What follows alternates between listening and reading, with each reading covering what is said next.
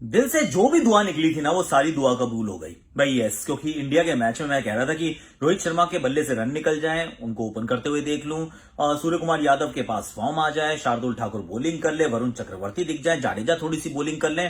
I mean सब कुछ देख लिया, भारत मुकाबला भी जीत गया। ऑफकोर्स वार्म अप मुकाबला है, जीतने से कोई ज्यादा फर्क पड़ता नहीं, पर जीत भी एक नशा है, जीत एक आदत है, और उस आदत को बरकरार रखना ये भारतीय टीम के लिए जरूरी है। छठे गेंदबाज के रूप में हो सकता है कोहली देखने को मिले, और रो का फॉर्म भारत के हित में, ये एक बढ़िया मजेदार बात हुई। करते हैं उस पर बात, लेकिन शाम के मुकाबले में भाई ब्रैसी वैंडर डूसन ने फैंटी लगा दिया पाकिस्तान को, विच is a very interesting conversation, क्योंकि ऐसा प्रतीत हुआ कि 170-80 रन काफी नहीं होंगे, क्योंकि अब यूएई के मैदानों पर शाम को ड्यू आने लगी है, मौसम में ठंडक है और इसकी वजह से मैदान पर थोड़ी सी शबनम है। So that is what we are going to talk about Pakistan के मुकाबले में। अफगानिस्तान ने जीत दर्ज कर ली है, वेस्ट इंडीज को एकदम धूल चटा दी है, 56 रन से हरा दिया, जबकि 5 विकेट अभी भी वेस्ट इंडीज के हाथ में थी। हो क्या रहा है वेस्ट इंडीज के साथ, वी शैल फाइंड आउट।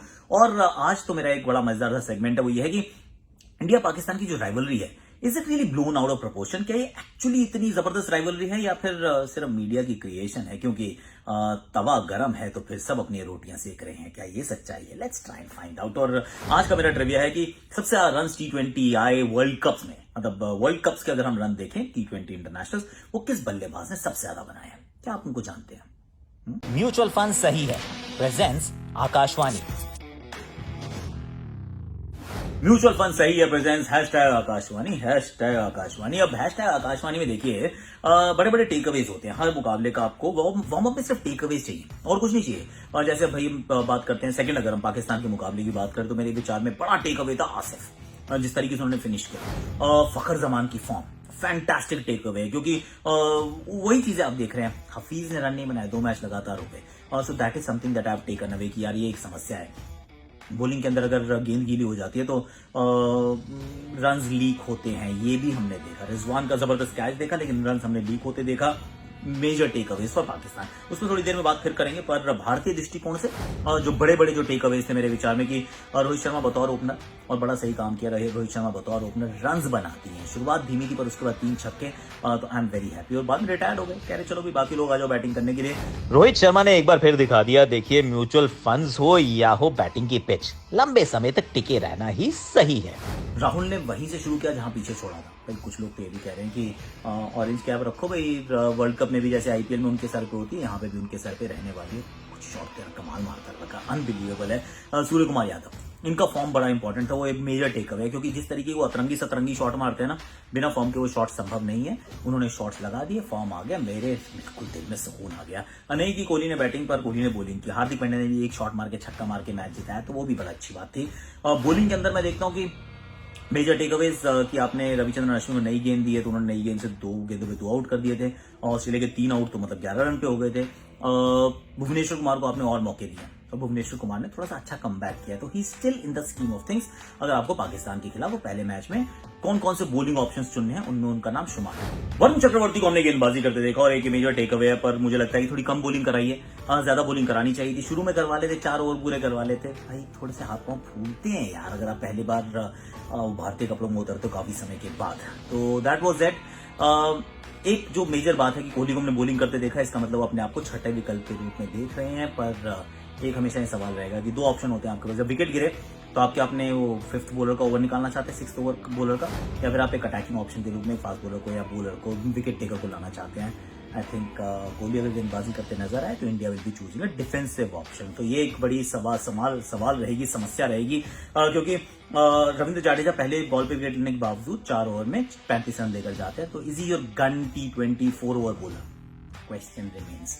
तो दैट्स इट। भारत का तो ये हुआ, पर पाकिस्तान की कहानी, फिर पाकिस्तान को फैंटी लगाई गई भैया, बड़ी जबरदस्त राशि वैंडर डूसन ने जो बैटिंग की है, मतलब 51 बॉल में शतक जड़ दिया, और एक समय लग रहा था कि मैच आप पकड़ में है, पकड़ लोगे, हो जाएगा, नहीं हो पाया। तो पाकिस्तान की थोड़ी सी वो बॉलिंग का मुझे लग रहा है कि क्योंकि बॉल थोड़ी गीली हुई थी, उसका नुकसान जरूर था। पर वार्म अप मैचेस में ना, नो एक्सक्यूजेज यार। किस दिन हो सकता है कि वर्ल्ड कप का मैच हो, बाद में बॉलिंग आ जाए और वो बॉल गीली हो जाए, तो फिर बॉलिंग तो फिर भी करनी पड़ेगी ना। 180 से ऊपर का टोटल है, तो बचाना चाहिए यार, यू हैव टू डिफेंड। क्योंकि एक तरफ तो वो 51 गेंद पे 100 बनाई है, सामने वाला तो रना बॉल ही खेल रहा था, उसके बावजूद अगर वो रन बन जाते हैं तो इसका मतलब you have to look inwards. और इन मुकाबलों में तो वैसे भी थोड़ा सा ज्यादा लुक इनवर्ड्स, क्योंकि गलतियां ही तो ठीक करनी है वार्म अप मुकाबलों में। तो अच्छी चीज लगी मुझे, जो आसिफ ने फिनिश किया अच्छी लगी मुझे। इस तरीके से फखर जमान ने पिटाई की, शोएब मलिक के बल्ले से रन निकले, that's also good story. Nokia को जिस तरीके से न्यूट्रलाइज किया दैट वाज ब्रिलियंट, क्योंकि नोकिया 4 में 40 खाते दिखते नहीं है, पर उनको ठीक ठाक फैंटी लगाई गई। पर अंत में ये हुआ कि पाकिस्तान को हार थमा दी गई और 170-80 रन नहीं बने हैं, that's a fact. Shoaibi my friend वो सेइंग कि भाई 170-80 बना दिए तो मैच आसानी से जीत जाएंगे, भाई साहब नहीं जीत पाओगे। अगर थोड़ी सी बॉल गीली हो गई ना तो फिर भारतीय टीम की बैटिंग बड़ी कमाल की है और वो फिर फैंटी लगाई जा सकती है।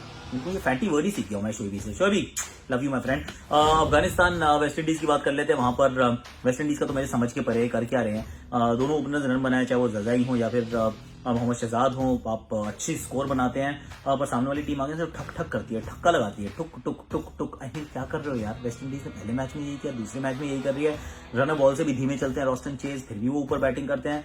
मेरी समझ के टीम पर है भैया। नाबी ने 4 ओवर में 2 रन दिए, 2 मेडन डाले, 3 विकेट ले ली। आई मीन ऐसा भी होता है क्या? ये मार्स पे ये नॉर्मल अर्थ वाली बॉलिंग नहीं थी, मार्स वाली बॉलिंग थी, कमाल कर दिया है।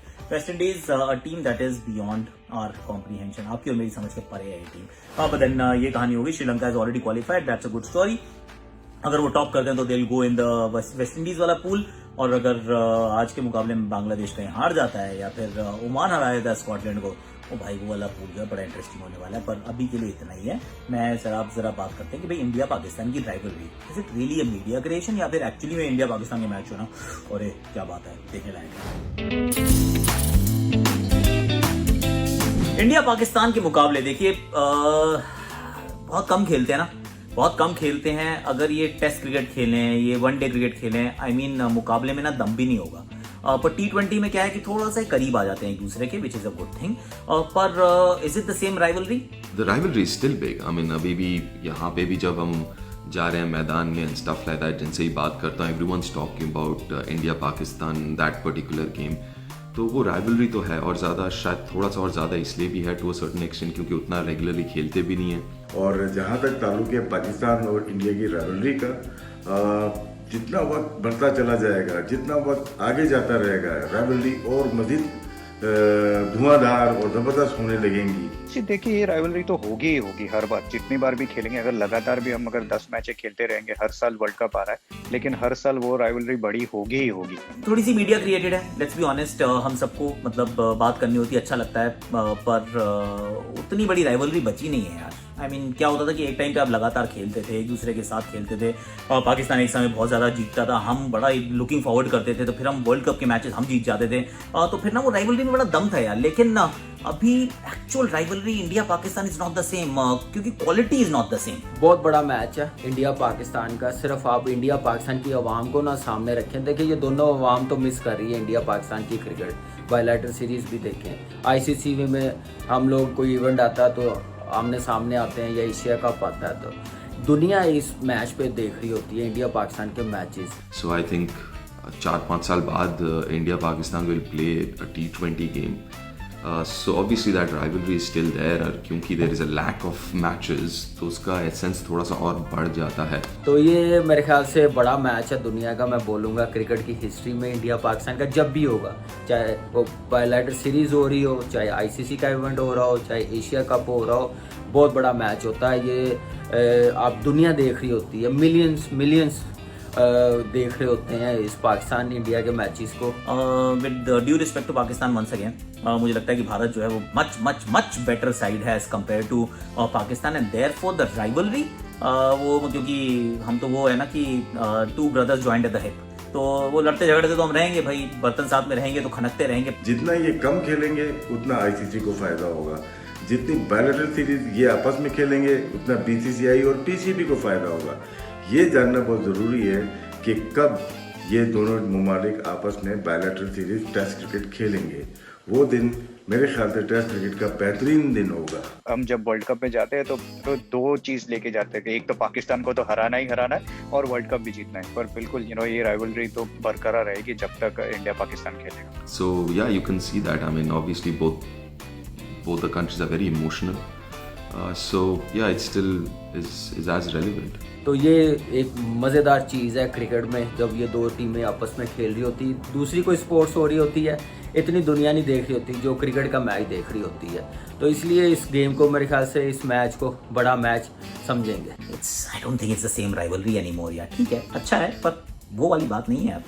हाँ जी, आप लोगों का क्या मानना है बताओ, ये कमेंट सेक्शन आप ही के लिए। आप बताओ, आप देख रहे हो, आपको क्या लगता है इंडिया पाकिस्तान का match, is it the war without the guns and whatever, या फिर father of all, mother of all batters and all of that, मतलब है या नहीं है, या नहीं मतलब हमने सर पे चढ़ा रखा है क्योंकि हर किसी को अपना अपना सामान बेचना है। Is that the case? Please you tell me, comment section, you have to tell me. और आज का मैं आपके लिए जो ट्रिविया था वो ये है कि सबसे ज्यादा run in T20 world cup महिला जयवर्धन है एक्चुअली, एक साथ 16 रन इन्होंने बनाए हैं और इस समय श्रीलंकन टीम का वो सपोर्ट स्टाफ का हिस्सा भी है। Very good brain, cricketing brain, brilliant batsman, outstanding coach, Mumbai Indians के कोच भी रहे हैं और बहुत ही सक्सेसफुल कोच रहे हैं। आज के लिए इतने ही, कल फिर मिलेंगे, कल कुछ और गुफ्तगू करेंगे। लाइक करना, आपको शेयर करना, अपने प्रोफाइल पे इसको पिन करना, कमेंट सेक्शन को भर देना और डू टेल मी कि भारत के बारे में, पाकिस्तान वाले मैच के बारे में, इंडिया पाकिस्तान की राइवलरी के बारे में। प्लीज टेल मी ना, I am listening. Please comment section, that's for you please do that and share करो फटाफट से, व्हाट्सएप पे भी, फेसबुक पे भी, इंस्टाग्राम पे करो। Thank you so much. छोटा सा रनअप है। अरे भाई साहब, देख के भैया ठीक है ना आप? अरे सर सलामत तो पगड़ी हजार। ध्यान रखिए, फ्रंट फुट पे आए थे, पुल मारने का प्रयास कर रहे थे, तीखा ये बाउंसर था। बच गए, सलामत है, यही गनीमत है।